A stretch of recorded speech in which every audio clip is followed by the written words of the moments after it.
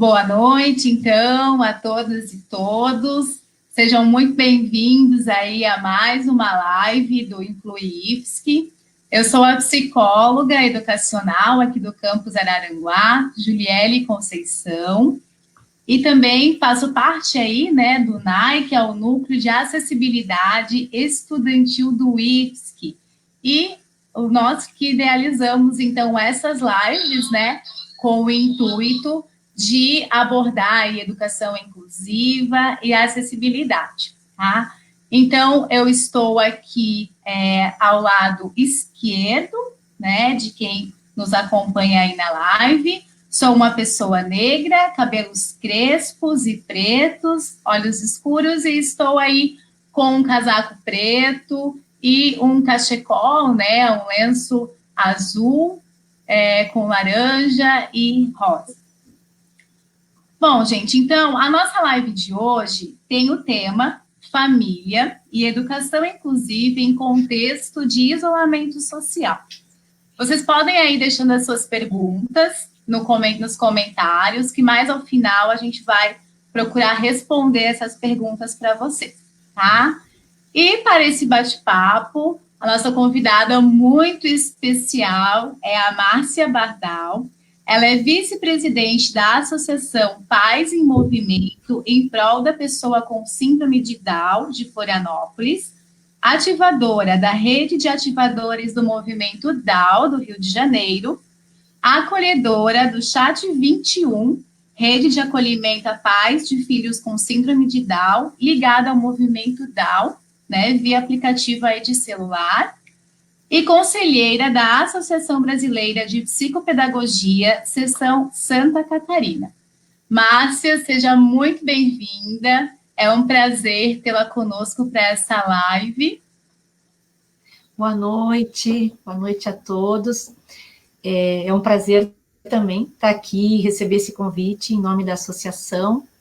Então, primeiro eu quero dizer que eu também estou no canto direito da tela, para quem está assistindo, acima, e eu estou com a camiseta preta, tem uma logo na frente em azul e amarelo, escrito Associação Pais em Movimento. Eu tenho cabelos curtos no ombro, castanho claro, mas bastante grisalhos já. Olhos castanhos, e eu estou usando óculos, um óculos avermelhado, digamos. É isso, é um prazer estar aqui com vocês, Júlia. Muito obrigada, Márcia, pela participação. E como eu já havia dito, gente, quem quiser aí, a ideia é que seja bem um bate-papo, sintam-se muito à vontade para deixarem aí as suas perguntas, e a gente vai interagindo com vocês e respondendo mais ao final. Então, para começar, né, Márcia, como que surgiu esse interesse, né, por temas relacionados à educação inclusiva, essa questão, essa relação, né, família e educação inclusiva? Como que isso aconteceu para você? Então, como a gente combinou, a gente vai nesse ritmo de bate-papo, né? Essa minha relação com todo esse conteúdo, essa área da deficiência, ela tem origem na minha relação com a minha avó, né? E na observação dela, na relação dela com o meu tio, que tinha deficiência. E também aí tem algumas questões que eu me pergunto hoje ainda, porque meu tio, lá na década de 50, ele já frequentava a escola, né? Ele, com a deficiência que ele tinha. Então, a gente pensa assim, poxa, se lá ele frequentava, né, como que hoje eu tenho que ter toda essa luta por uma escola que receba, né, as pessoas, os estudantes com deficiência. Mas isso é uma outra reflexão, né? Uhum. Então, eu começo aí, e depois eu tive toda uma história com meu filho mais velho, e com as questões escolares, que me levaram à psicopedagogia, né, para tentar entender esse processo dele de escola, e as dificuldades que ele enfrentava de relacionamentos e tudo mais, e de aprendizagem também. E depois ele teve um diagnóstico tardio, aos 25 anos, de síndrome de Asperger, né?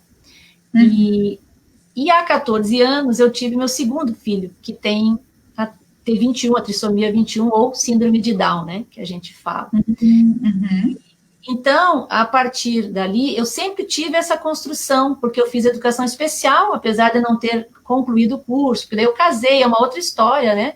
Eu me formei em pedagogia e não consegui concluir a educação especial. Minha área meu trabalho, vamos dizer, ele sempre foi percorrendo esses caminhos das minorias, vamos dizer, né? E trabalhei em área indígena, da diversidade, eu gosto de dizer também, né?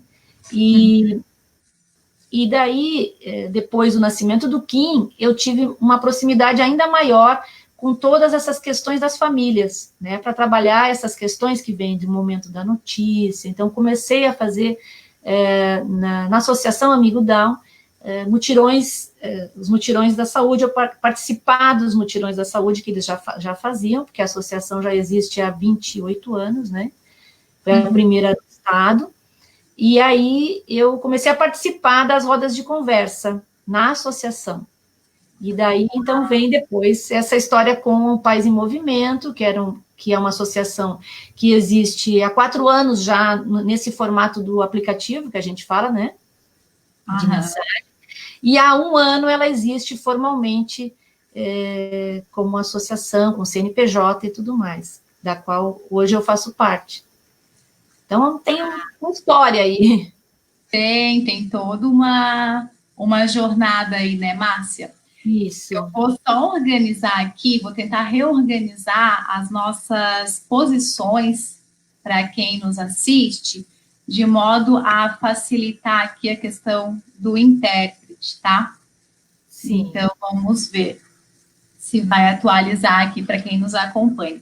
Mas, de qualquer maneira, Márcia, assim, o que você percebe, né, a partir dessa tua experiência de rodas de conversa, de acolhimento, dessa proximidade com as famílias, como uma espécie de características dessas famílias que têm aí seus filhos, né, pessoas com deficiência? O que você vê em comum entre essas famílias, por mais que a gente saiba que cada um tem a sua particularidade, sua especificidade, sua história, né? O que você percebe em comum entre essas famílias?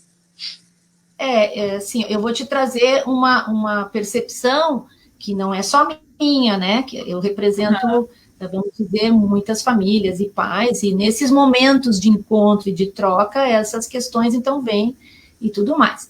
Então, são as nossas impressões, né? Eu acho que um conteúdo que se repete é essa questão do momento da notícia, que eu trouxe antes, né? Então, quando esse bebê nasce, ou quando eu tenho já o diagnóstico ainda na gestação, né, de que meu bebê vai nascer com uma trissomia 21. Então, todas essas emoções que vêm, o que a gente diz a partir de um modelo que eu tenho, né, idealizado de filho, né, que todos temos. Então, isso é uma característica muito presente ainda hoje. Ou seja, quando eu recebo o diagnóstico desse filho com deficiência. Depois, aí, vem outras questões. Acho que esse é o mais importante, que daí está relacionado com esse conceito de deficiência, que eu quero depois falar um pouquinho, né?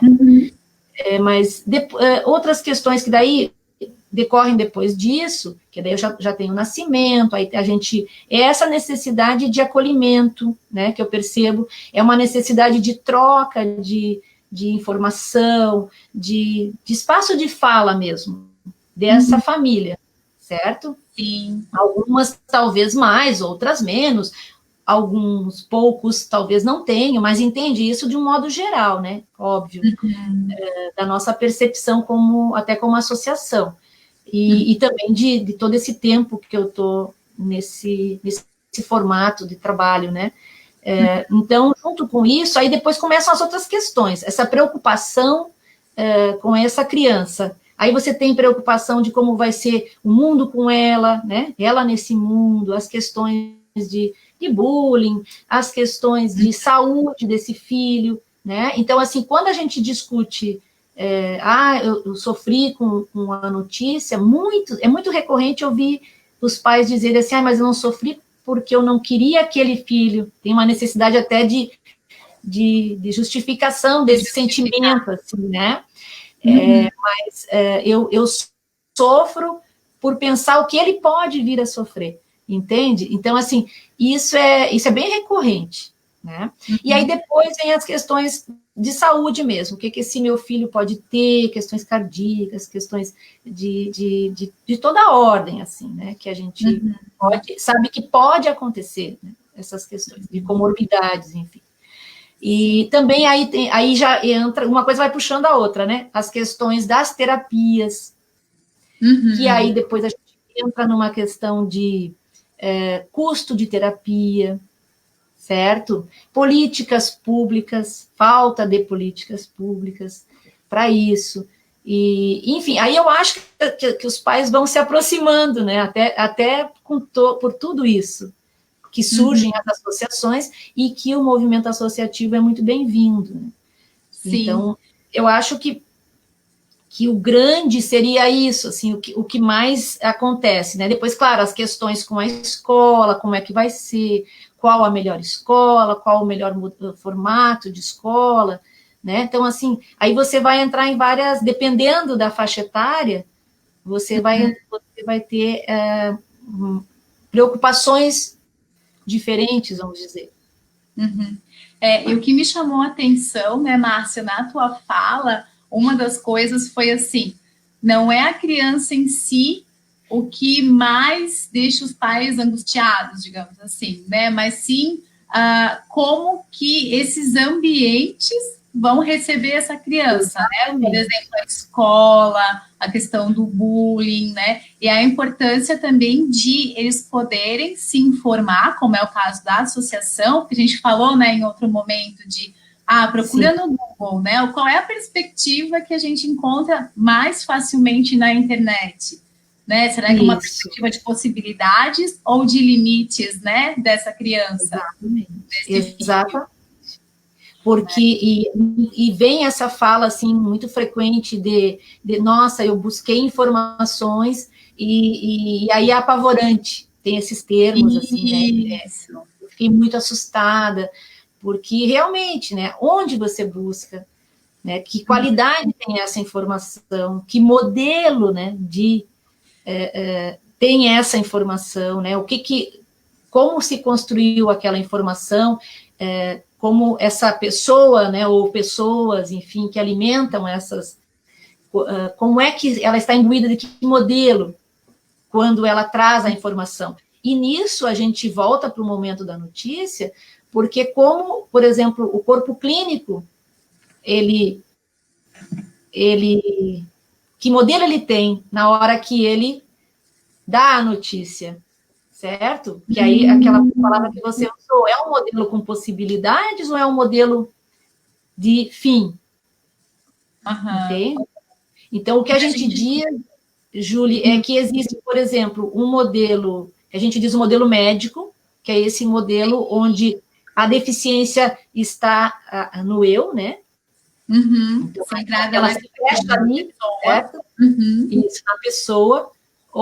E o modelo social de deficiência, ou biopsicossocial de deficiência, né? Que ele traz, então, a questão das funcionalidades, né?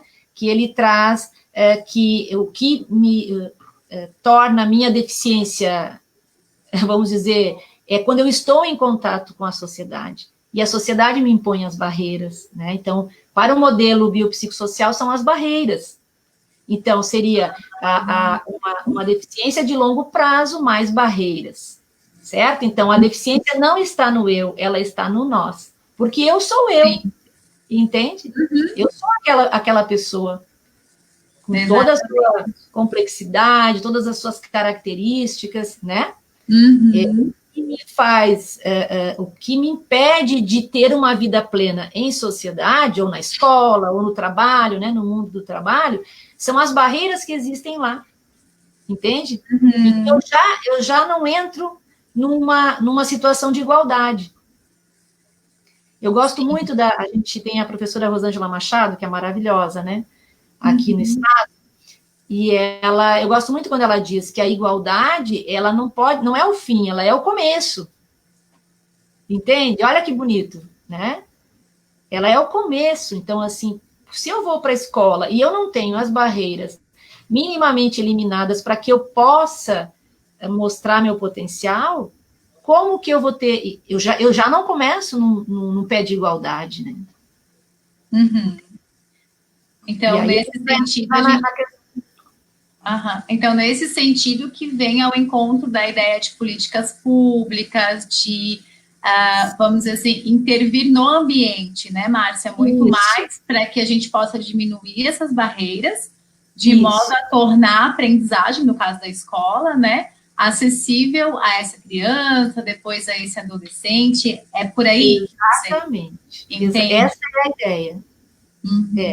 Quando a gente fala, por exemplo, aí você vai pensar em todas essas barreiras de acessibilidade, que você pode pensar arquitetônicas, né? Porque a mesma ideia do desenho universal da aprendizagem, ele vem do desenho universal da arquitetura, né? Então, assim, você vai pensar nas barreiras de comunicação, nas barreiras atitudinais, né? Que tem a ver com essas questões todas do espaço, de como as pessoas interagem, que modelo que eu trago nessa minha relação, por isso eu olho para aquele meu aluno com um olhar de possibilidade ou um olhar de falta, né? Insucesso, de incapacidade, aí é o meu modelo médico, eu só estou vendo a deficiência nele, certo? Por que a gente diz assim, não existe uma coisa, um curso que vai que ele, no fim dele mesmo, que você vai ficar apto a trabalhar com X deficiência. Porque você tem que trabalhar como indivíduo, entende? Não é? Indivíduo é integral, né? Tem muitas... Uma pessoa com deficiência, né? Ela é uma pessoa riquíssima de possibilidades, né? A deficiência é a parte dela. Então, essas questões que nós temos que ficar atentos, né? E ter em mente assim, que a escola é para todos. Agora, então, o que eu preciso para que isso aconteça? Sim. Qual é a minha parte disso? Pois é. E aí, enquanto família, né, eu fiquei pensando assim, que é comum de expectativa das famílias, assim, que você já acolheu, já participou de rodas de conversa? Qual a expectativa da família em relação à escola? Você acha que tende a ser mais uma expectativa de possibilidades ou mais... Porque eu também já ouvi no sentido assim, é importante estar na escola porque ele vai se socializar, porque ele vai interagir com outras crianças, né? Sendo que a escola, ela tem o objetivo de ensinar também, né? Por mais que tenha a socialização, a principal função é ensinar. Então, a gente, enquanto escola, né, que eu faço parte de escola, é a ideia que você falou, de a gente se rever e poder promover essa acessibilidade. Mas o que as famílias esperam, geralmente, das escolas, onde, né, que você já percebeu? Eu vejo, assim, na minha experiência, né, que, sim, a escola ela é um espaço de socialização, e é importante que se diga que esse é um momento em que nós estamos vivendo de um tempo que nós estamos fazendo uma educação online, mas a educação que nós queremos é na escola. Então, esse é o espaço de troca, né? Então, ok. Então, dito isso assim, o que eu vejo? Que, além da socialização, que é muito importante, os pais buscam hoje aprendizagem, né? Então, assim, estar ali, participação, aprendizagem, que seus filhos sejam vistos. E o que às vezes a gente percebe muito é que se a escola aceitasse, não são todas, né? Em alguns momentos, em algumas escolas, enfim, essa participação dos pais, mas uma participação efetiva, que eles possam ouvir o pai, porque o pai pode ajudar a compreender melhor aquele aluno, né? Aquele estudante. Sim. O pai pode falar um pouco sobre a história desse aluno, ajudar a construir um planejamento, até mesmo para ações complementares, né, em casa. E muitas vezes a gente não percebe essa aceitação dessa participação da família. Mal é mal uma reunião no início do ano, né? Não são ainda algumas escolas. O que eu queria dizer, Júlia, é que a gente percebe também, nesse momento agora atual, que essa diferença, ela ficou mais evidente, em relação aos alunos com deficiência, aos estudantes com deficiência, né? Do que eu digo isso, em que sentido? De que as escolas que já têm uma base mais inclusiva, que já vem trabalhando com esse formato, elas conseguiram passar daquele momento, né, de desafios para todo mundo. Eu acho que primeiro todo mundo pensou na saúde, em como se cuidar, em como se proteger e proteger sua família, né? Mas passado isso, onde começou a se pensar em que formato faríamos esse ensino, de novo a gente percebeu que os nossos filhos, vamos dizer, ficaram meio que no final da fila, né? Vamos dizer assim, falando de uma forma mais clara. Então, evidenciou essa exclusão ou esse processo que está se construindo, né? Até de forma online. Claro que as escolas que já estavam fazendo isso de uma forma mais avançada, esse processo inclusivo, também, nesse formato online, se mantiveram nesse trabalho, né? Mas tu entende o que eu quero dizer, né? Isso também, de forma online, apareceu. As crianças, muitas das famílias, e eu procurei falar com muitas famílias, de todas as esferas, dos níveis, né, como estadual, municipal e privada, para ter impressões. Então, isso aparece, isso fica muito claro, se você for fazer uma pesquisa até, sabe? Mesmo no formato online, as crianças, os estudantes com deficiência foram deixados para depois, né? Tipo assim, o que a gente vai fazer, como a gente vai fazer. Então, isso é bem importante, e daí depois eu queria entrar um pouquinho no AE, né? Mas aí eu não sei como é que é a tua sequência. Não, mas a gente pode falar agora, porque, inclusive, por exemplo, o IFSC, né, a gente tem aí toda uma questão de cotas de pessoa com deficiência, a gente precisou lutar por esse espaço do AE. E isso que você traz, né, de como são pensadas as aulas não presenciais e como a gente tem se visto nisso, assim, de, poxa, como fazer com os alunos com deficiência, que o ideal seria que eles tivessem essas aprendizagens complementares, né? Então, tem coisas que ficaram bem mais desafiadoras, mais difíceis, assim, à distância, né, Márcia? Sim. Mas sim. a gente tem vivenciado isso também, né? Sim. Mas traz a tua perspectiva aí para nós. Não, então, eu acho que isso também é importante pontuar, sabe, Julie?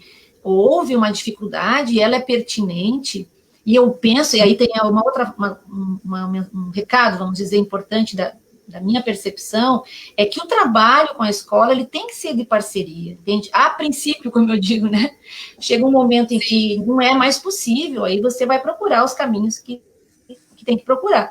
Mas, a princípio, ele tem que ser de parceria, né? Da visão da família, e a escola tem que entender a família como parceira, entende? Porque aí você consegue avançar no processo. E não só é um desejo da família, um pedido da família, como está na lei, né? Então, isso eu queria te dizer também, assim, eu acho importante que fique registrado, depois, em algum momento, vocês vão conversar com alguém que vai falar sobre a legislação.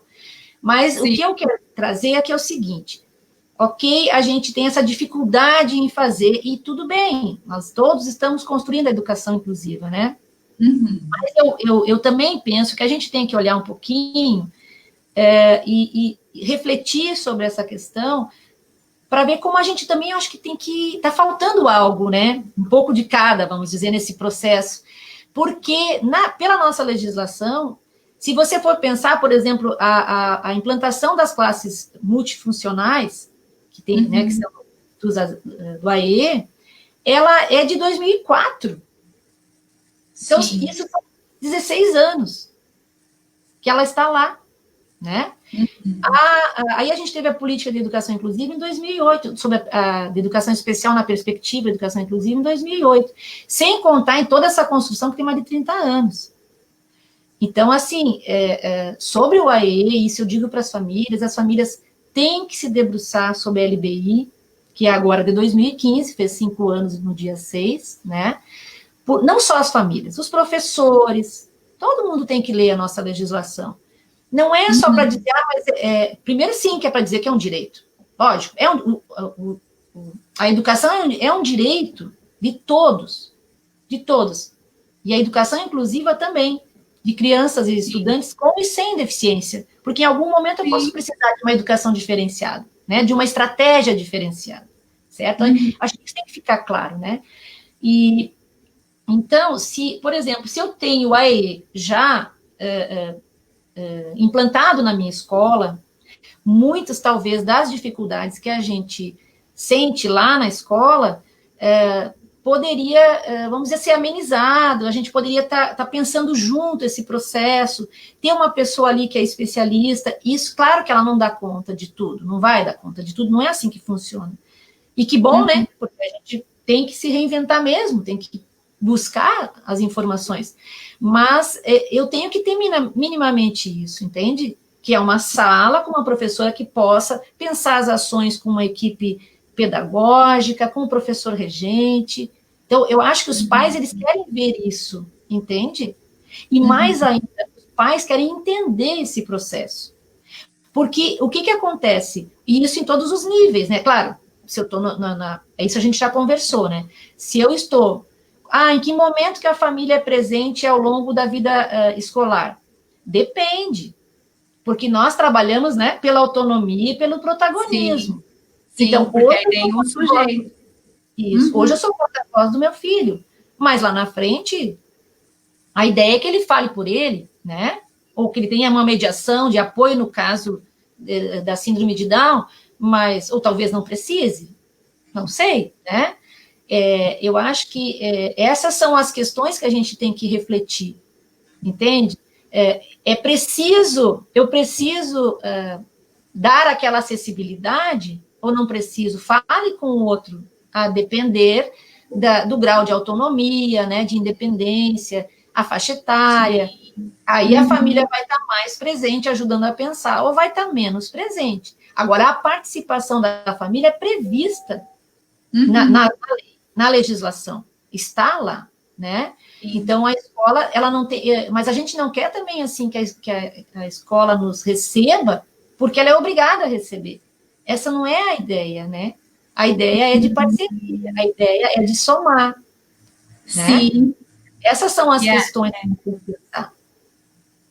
E na verdade, o que fica, assim, para mim, até agora, da tua fala, é muito essa perspectiva de parceria, né? Então, seja pensando nas equipes educacionais, coordenadoria pedagógica, né, o professor de AE, os professores, porque o aluno, né, a gente falando de escola, ele é da escola, né, ele é de todos que estão na escola, ele não é do professor de AE, ele não é daquele professor, né, ele é de todos.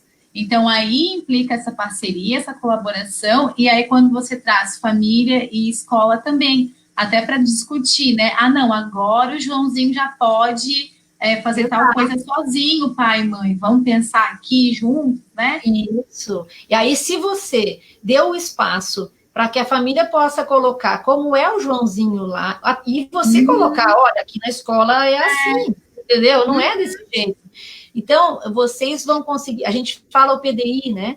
O Plano de Desenvolvimento Individualizado, é uma ferramenta que também está, assim, é uma sugestão, né, de ferramenta, porque ele é um plano, é aí onde eu estava falando antes, que, assim, às vezes as famílias também ficam angustiadas, porque elas desconhecem totalmente o processo que está acontecendo lá na escola, entende? Se o filho está avançando, se ele não está avançando, o que falta, e às vezes, claro que, dependendo da faixa etária, é o conteúdo X, mas também são as questões do desenvolvimento global, porque às vezes o meu filho ainda não está lendo, vamos dizer, ou escrevendo, mas ele conseguiu ganhos de relacionamento, de desenvoltura, de perda da timidez, vamos dizer, sabe, do comportamento, né, você que é psicóloga, que são avanços incríveis, e que se você relata isso, se você coloca isso para a família, você diminui aquela angústia, entende? Porque eu percebo que o meu filho está avançando.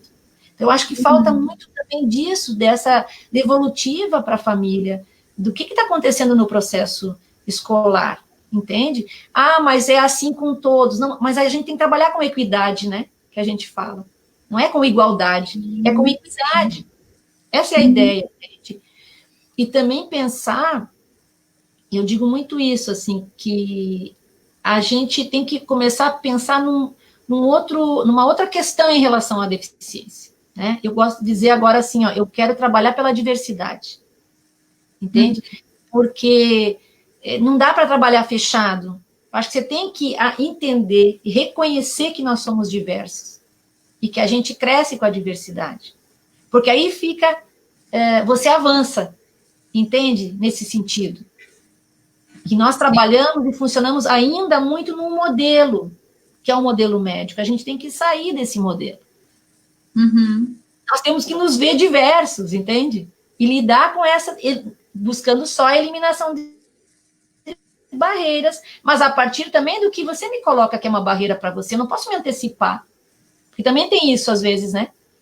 Tem que bastante. Impede até a participação do outro. Uhum. Porque eu me antecipo. O que tu precisa? E você não precisa. Sim. Você tolhe a minha autonomia. Isso, ou então ainda, né, a gente já teve situações assim de fazer a entrevista com o aluno, olha, a gente tem esse recurso, por exemplo, baixa visão, tem a lupa. Você... Não, mas eu não quero usar a lupa, né? Então, assim, enquanto escola, a gente precisa oferecer, mas o aluno, né, a pessoa tem direito também a não querer. A gente, às vezes, supõe, né, não, isso aqui já vamos encaminhar para o fulano, que ele vai usar porque sim, ele tem é melhor das intenções, a gente sabe, né? Sim. Mas essa é a ideia, né? É o que você precisa, como eu posso contribuir para te oferecer acessibilidade, né? Então, essa é a ideia, entende? Que a gente vê. Então, eu acho que essa é uma das questões que angustiam as famílias, por você desconhecer um pouco esse processo. Eu acho importante, e está na lei isso, né? Em todas as instâncias, a gente pensar nesse espaço, porque é esse espaço do AEE, do atendimento educacional especializado, porque não é só uma figura de um especialista ali, sabe, Júlia? Mas é um espaço que vai pensar essas estratégias, ele vai olhar para esse aluno, ele vai ofertar um espaço de discussão, de reflexão sobre esse indivíduo, entende? Então, ele é muito mais que isso. Ele vai orientar o professor regente, né? Trabalhar em conjunto, entende? Então, assim, ele é muito, muito importante. E a gente tem que ver, saiu agora uma pesquisa na revista Gama, eu acho, agora dessa semana, em que ela traz que as escolas, os estabelecimentos de ensino das áreas urbanas, eles chegam de 2018 esse estudo, do Anuário Brasil, né, da educação básica, que ele chega a 70% de escolas sem o AEE. 2018. Tu entende quando eu digo assim que para nós famílias, às vezes é um pouco frustrante, assim, sabe? Cansativo, por mais que assim eu sou uma eterna, eu acredito sempre, né? O pedagoga, né? Mas assim, é triste assim, quando você recebe um dado desse. Esse dado é de 2018, do Anuário Brasil da Educação Básica. Então, poxa, é algo que a gente tem que considerar, uma pesquisa séria, né? E ela traz, ela nos diz que 70% só das escolas da área urbana tem sala de AE, espaço do AE, né? E uma outra questão, as escolas privadas, não vou me arriscar a dizer se é maioria ou minoria, só estou trazendo para a gente pensar, né? Elas não entendem, muitas não entendem que também a elas compete ter uma sala de AE. Tu entende o que eu quero dizer? Elas acham que isso é uma questão só do ensino público. Só da escola. Bem como uma ação, né, da mesma origem, que é a escola básica, né, e que tem uma concessão daquele serviço. Então, eu tenho que seguir as mesmas leis. Então, é difícil, não existe. São poucas que têm a sala de AE. Assim, poucas eu não vou dizer, apaga o que eu disse. Mas é complicado, é um fator que complica bastante. E assim, ó, na área rural, chega a 85% das escolas sem AE. Você entende como fica complicado? E nós estamos falando de 15 anos já da lei que determina a implantação das salas multifuncionais e do AE. Agora a LBI reforça de novo há 5 anos. Há 5 anos. Então, Sim. assim, se você for ler sobre o AE, você vai ver como é importante. Claro que ele não vai dar conta, a solução da vida da gente é isso. Não é isso. Mas, poxa, alguém pensou isso, foram especialistas que se debruçaram, que estudaram, entendeu? Pesquisaram, avaliaram. Pode ser que daqui a um tempo a gente tenha outras ferramentas, né? Tomara, que bom. Mas no momento ainda é isso que pode auxiliar o professor. E aí tem uma outra questão que eu quero trazer, não quero esquecer, que a gente tem que começar a pensar é o seguinte, se eu quero uma sociedade, que eu já penso assim, ó, a educação inclusiva, ela é uma mudança de paradigma, certo? Mas não é só na educação. É uma sociedade que tem que ser inclusiva. Sim. É uma sociedade que tem que ter um olhar para a diversidade. Mas não é só um olhar, ela tem que... é isso e pronto, nós somos, meu Deus, chega desse padrão, dessa norma, que eu não sei de onde é que tiraram, entendeu? Isso para tudo, né? Para tudo, para gênero, cor, raça, não importa, entendeu? Não tem um padrão, né? Mas ok. E aí o que eu quero te trazer assim, a gente sente isso, as famílias sentem isso, na medicina, na psicologia. Eu tive esses tempos que encaminhar jovens com Down para terapia, eu não conseguia profissional. O profissional, quando eu falava que tinha, ele dizia, mas eu não trabalho com jovem com síndrome. Como assim? Você trabalha com gente. Entende o que eu quero dizer? É a mesma fala do professor da sala de aula. Não todos, não é isso, mas alguns, né? Mas eu não fui preparado para isso, não estudei para isso. Entende? O médico, não, eu não atendo. Gente, então assim, o que eu penso? A gente tem que trabalhar a transversalidade na universidade. Está na hora. Eu vou te falar como família, assim, ó. Se eu quero uma sociedade inclusiva, um professor com viés de educação inclusiva, quanto tempo mais nós vamos levar? 30 anos? Toda a universidade, todos os cursos, isso é minha opinião, tá? Tem que ter o tema da inclusão, o tema da diversidade, o tema, enfim, que nome a gente for dar, ele tem que estar perpassando tudo. Tem que estar ali, eu tenho que estar falando sobre isso durante todos os meus 5 anos de faculdade. Eu tenho que sair com essa cabeça de uma sociedade diferente, entende? Não é diferente no sentido de que ela é para todos, de que ela tem que abraçar a todos, entende? E não por características. E aí, se eu vou fazer pedagogia, eu tenho que ter meus 4 ou 5 anos de pedagogia vendo tudo isso. Claro que depois eu posso até me especializar, daí sim, aí ok. Falo lá pós-graduação, sei lá, e outras, né? Mas a base, Ju, no meu entendimento, ela tem que ser comum a todos. Na medicina eu tenho que ter, eu não posso ter... eu fiz um apanhado assim, muito rápido das maiores universidades do Brasil, você fica chocada com a carga horária que tem destinada a esse tema. Em 5 anos, é coisa assim, 60 horas, 20 horas. Aí você quer um professor inclusivo. Entende o que eu quero dizer? Então, eu acho assim, eu penso humildemente que todos nós, a Júlia, que é psicóloga, a Márcia, que é pedagoga, é mãe, né? A Jaque, querida, que está ali, né? Todos nós temos uma parte nisso. A universidade, a escola lá, o infantil, o médio, fundamental, os professores, os médicos, todo mundo tem uma parte nisso. Não é desse ou daquele, nem você falou antes, a educação inclusiva, a escola, aquele aluno é de todos. Exato. E aí também tem uma certa corrente, né? Vamos dizer assim.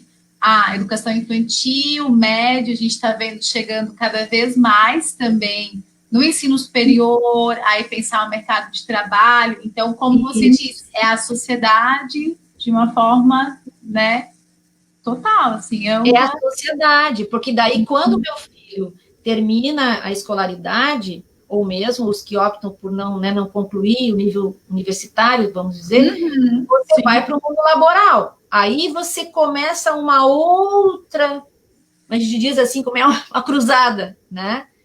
Com o mundo laboral. Que aí tem uma querida amiga que é maravilhosa, eu já te falei sobre ela, a Luciana Carvalho, que é auditora do Ministério do Trabalho, que agora é Ministério da Economia, né? E a Lu fala, assim, maravilhosamente bem sobre o tema, lindamente, eu diria. Mas, assim, a gente faz a Semana Inclusiva da Grande Florianópolis aqui, né? A gente participa, ela é a coordenadora.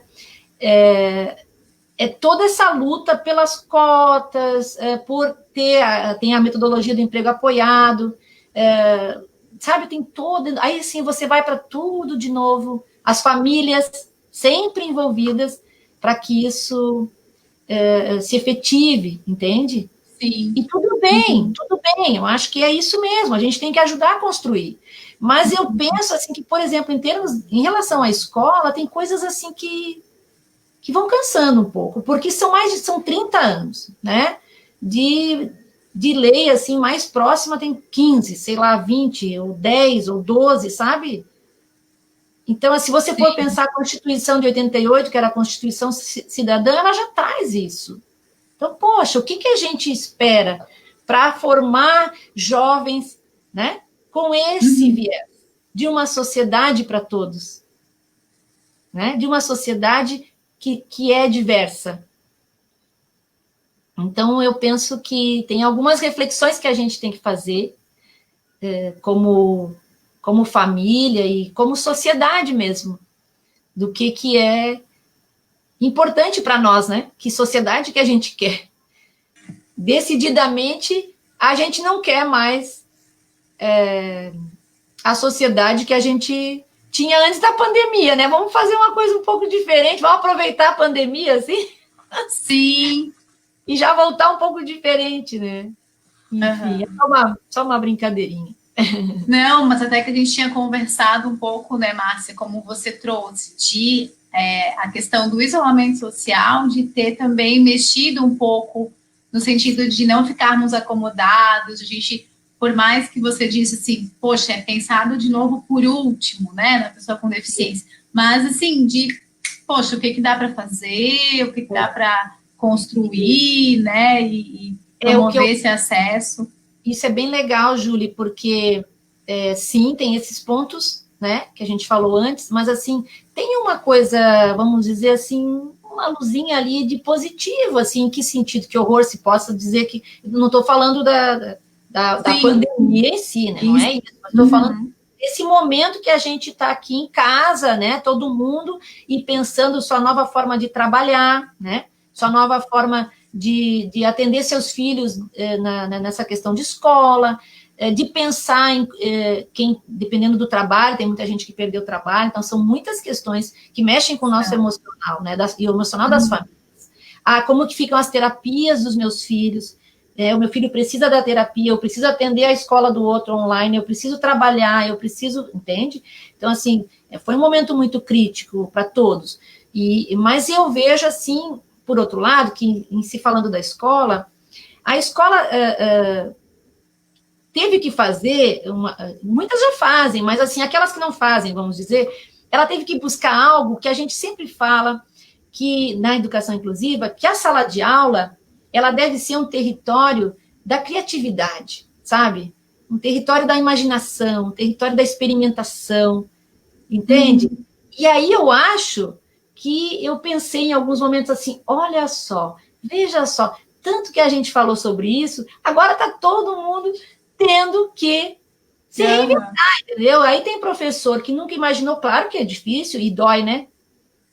Para a gente se mexer, sair um pouco dessa zona de conforto, isso todos nós, né? Mas está conseguindo, está descobrindo que pode fazer coisas muito legais, entende? Então, eu acho que realmente tem um lado que mostra, assim, que eu posso ser criativo, né? Eu posso sentar com meus professores, eu conversei não só com famílias, tá? Eu conversei com muitos professores também. Porque eu acho que isso é legal, a gente tem que trabalhar em parceria, né? A escola e o professor, ele tem que ser meu parceiro, a gente tem que estar junto. Aí eu fui conversar com muitos professores, e eles muitos dizem assim que eles se aproximaram mais até dos colegas, entende? Porque aí um teve que ser solidário ao outro. Sim, trocar, né? Trocar mais. Claro que, de repente, alguns... mas agora eu consigo ter mais tempo até para pensar as estratégias, eu tenho mais... Mas também, se tu for pensar um pouco, nem tanto, né? Porque eu também estou com uma demanda, né? Eu digo nós todos, enorme.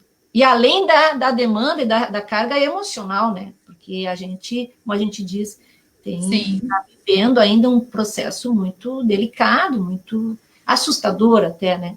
Então, eu acho que a gente conseguiu, nesse tempo, mostrar ferramentas e coisas que a gente traz, que é da educação inclusiva, para agora, para esse momento de pandemia.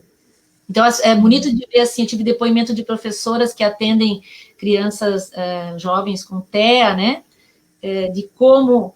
E olha que bonito, ela me disse assim, olha, eu estou atendendo dois em dois níveis, um segundo ano, outro terceiro ano do fundamental, né? Mas assim, ó, cada um eu estou fazendo um trabalho diferente. Ela quase que estava se justificando, eu achando o máximo aquilo, né? Não adianta, com um eu tenho que fazer de um jeito, com o outro do outro, porque eles são muito diferentes. Eu disse, poxa, né? Bacana, né? Que você descobriu isso. Não, mas eu falo, não é de forma irônica, eu acho lindo, eu estou achando bonito. Sim. Porque é isso que a gente quer, né? Que eu consiga ver meu aluno, meu estudante como um indivíduo que ele é, né? E as possibilidades. Teve outra que me disse isso que você falou antes. Não, eu propus uma atividade, mas ele, do jeito que ele se comunica, ele me disse que aquilo ele não queria. Tipo, ele deu a entender que era, tipo assim, muito infantil para ele. Olha, então ela foi e fez outra atividade para ele. Então, assim, tem essas questões, né, que são importantes. Muito bom, Márcia. A gente tem vários comentários e perguntas também, então já vou começar a dar uma atenção aqui. A Luciana Carvalho está nos acompanhando também, né? Te elogiou aí, que você é muito competente, generosa. Imagina. Bem-vinda aí, Luciana. A Sheila, ela trouxe uma pergunta para nós, olha só. As escolas especiais farão aumentar essas barreiras, né? Entendi que são essas barreiras sociais, assim, né? E aí, acho que pensando um pouco nessas escolas voltadas para a pessoa com deficiência, especificamente, e as escolas que todos estão... A princípio, deveriam estar incluídos, né? Sim, é que existe, né? A gente sabe que existe um movimento, ainda bem que ele é pequeno. Aí eu já mostro a minha posição, né? Mas tudo bem. Sim. É que assim, ó, eu penso que em relação a isso, como é que eu vou te responder? Para mim, a questão da inclusão, ela não é simplesmente eu colocar o meu filho numa escola regular e ele ser aceito ali na escola regular. A questão da inclusão, por isso que eu tento já há algum tempo falar na diversidade, ela é um conceito muito maior que isso, entende? É simplesmente um modelo de sociedade. Ou você tem um modelo de sociedade em que aquele ambiente é para todos, ou você tem um modelo de segregação, entende? E de passado, onde os nossos filhos, eles não sequer tinham direito, nem a escola, nenhuma escola, entende? Eles ficavam em espaços segregados. A gente sabe disso, eu não vou ficar citando palavras mais, porque, né, não vem ao caso, mas assim, todo mundo sabe, se for olhar a história. Onde começa o nosso movimento de pais e de educadores que lutam pela inclusão? Ele começa na reforma psiquiátrica. Por quê? Onde estavam essas pessoas? Lá. Então, assim, ó, falar de classe especial, isso é uma opinião, assim, muito, bem isso, pessoal, eu não vou me basear em dado nenhum, eu não considero, entende? Porque, para mim, é um outro modelo de sociedade. É um outro modelo. Mas ele vai evoluir. Quem diz que ele vai evoluir mais? Porque você vai colocar numa sala de aula 20 crianças com TEA, é isso? Foi o que eu pensei também. Eu já pensei 10 crianças com síndrome de Down, é isso? E aí você vai separar por essa característica, é isso? Então, assim, ó, eu responderia para a Sheila, né, assim, eu não, eu, eu tanto não considero isso, porque para mim são modelos de sociedade, tu estás me entendendo? É o mesmo que eu disser que eu posso criar classes para negros, para mim é a mesma coisa. Uhum. Sim, a Classe, gente coloca nos guetos, né, Márcia? Assim. exatamente, entende? Classes para transgênero, tá entendendo? Sim. É isso, assim, eu não sei muito o que falar, porque para mim são modelos de sociedade, entende? Não é escola. Ah, Sim. então o trabalho onde vai ter só pessoas com Down, sei lá, uma empresa. Uhum. Ah, para mim isso é tão horrível que eu não sei falar muito sobre isso. Só te dizer E que eu quando a não. Sheila, e quando a Sheila coloca assim, se as escolas especiais farão aumentar essas barreiras, Sim, eu entendo que sim, porque aí você não fica ali desconstruindo, né, criando acessibilidade. Então, sim, não né? só aumentar as barreiras, eu acho até pior. É uma forma de segregar mesmo. Sim. Porque como que eu vou conviver com o outro? Em que momento? Em que espaço? Uhum. Entende? Tem uma pesquisa da USP muito interessante que traz assim o benefício para todos, porque a gente só tende a olhar que é um benefício para o estudante com deficiência. Sim, é Uhum. um benefício, mas ele é muito maior para os que não têm deficiência. Eles falam assim do aumento da empatia, do olhar para o outro, da solidariedade que essas crianças, depois analisado mais à frente, tiveram na convivência com pessoas com deficiência. Entende? Então, assim, com certeza, mas não são nem só barreiras que vão aumentar. Sim. Olha só, Márcia, a gente também tem uma pergunta aqui do Paulo Denis. Ele pergunta o seguinte, acho que você conhece. Há uma área específica em que as políticas públicas são mais ineficientes? Uma O que área você acha? específica. Uma área específica? Não sei se talvez vá ao encontro um pouco também do que você disse de uma demora, né, em mudar alguns aspectos na educação inclusiva, Sim. mas não sei se é por aí que o Paulo Assim, a gente tem, pensou.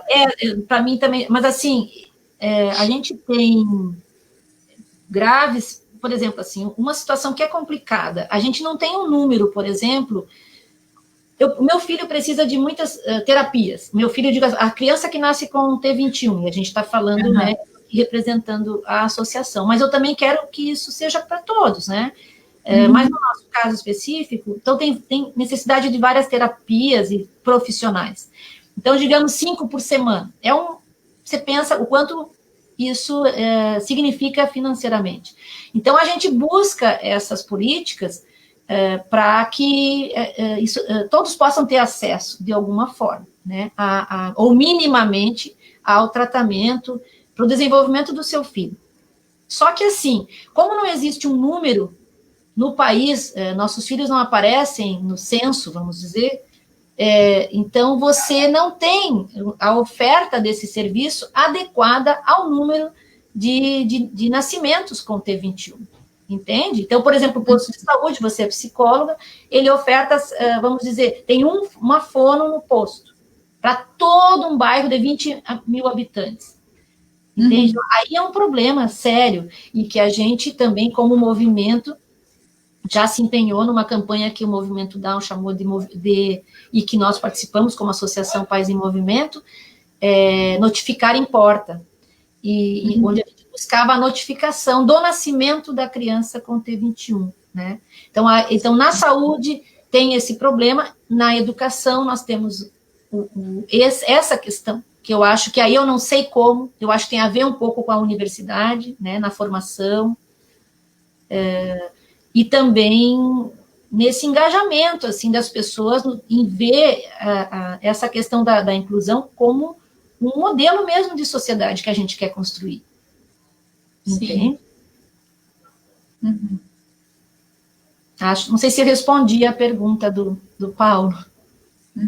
E isso me fez pensar até nas políticas para a diversidade mesmo que você comentou, né? De forma geral, Quantas escolas conseguem trabalhar esses temas justamente para diminuir a questão do bullying, né, que tenha o impacto aí na saúde psicológica. Sim, exatamente.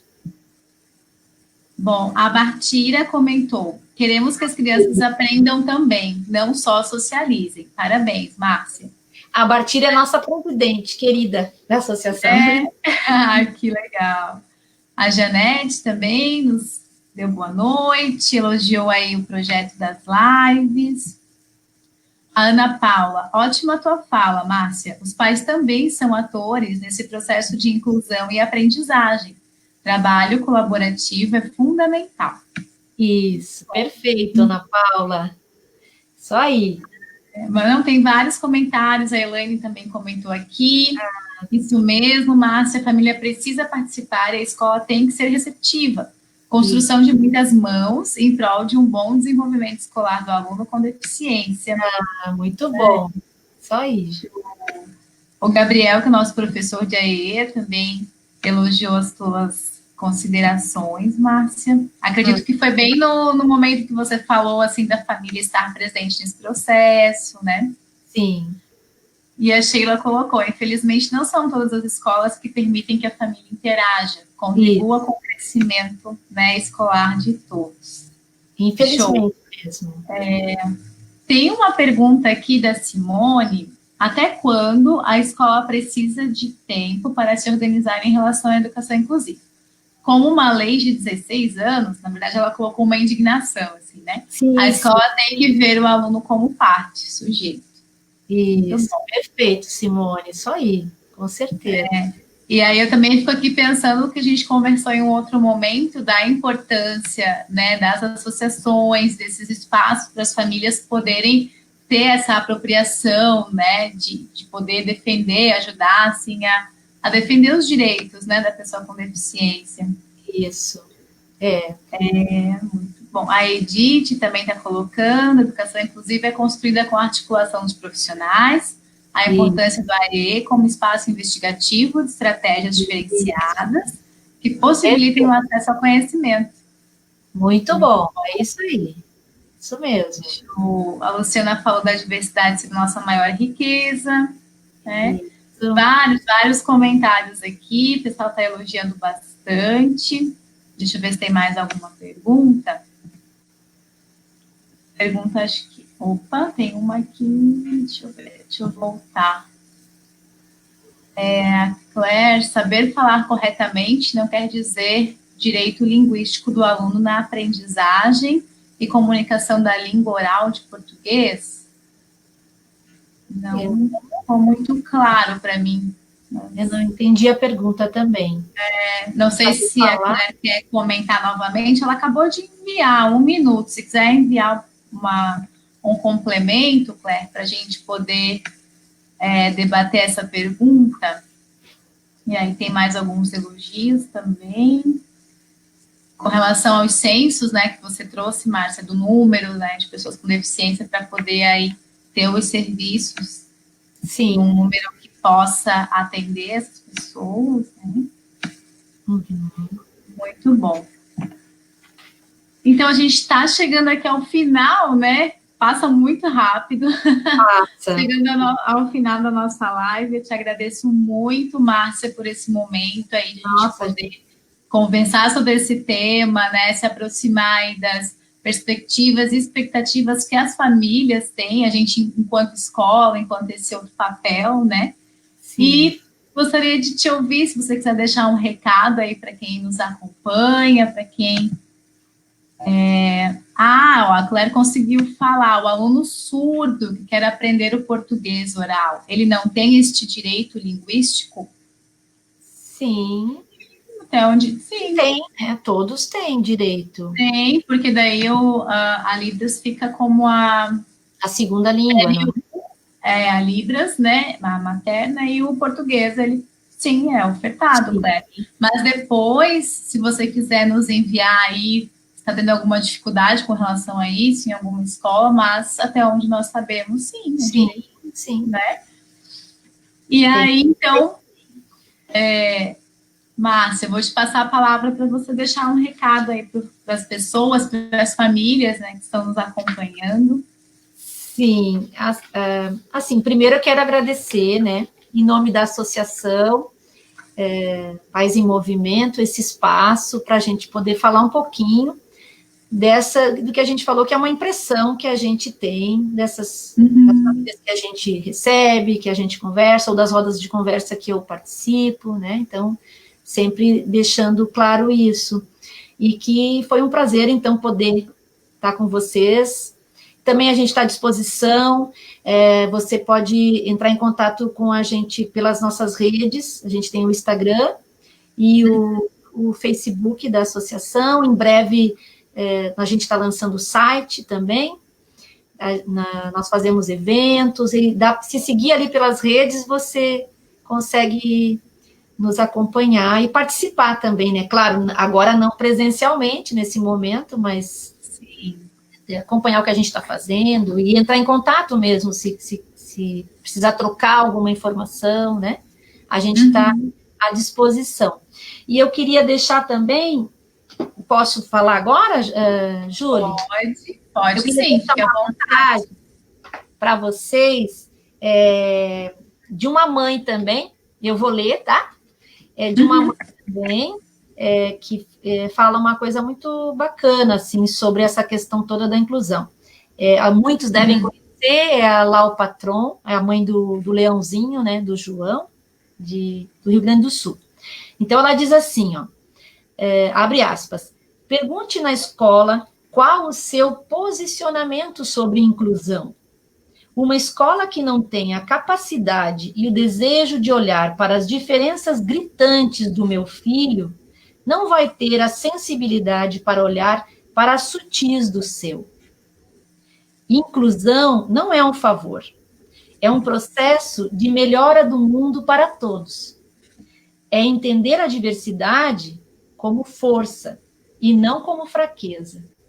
É buscar soluções de ensino, de trânsito, de olhar, de convivência, que abracem todas as pessoas como elas são.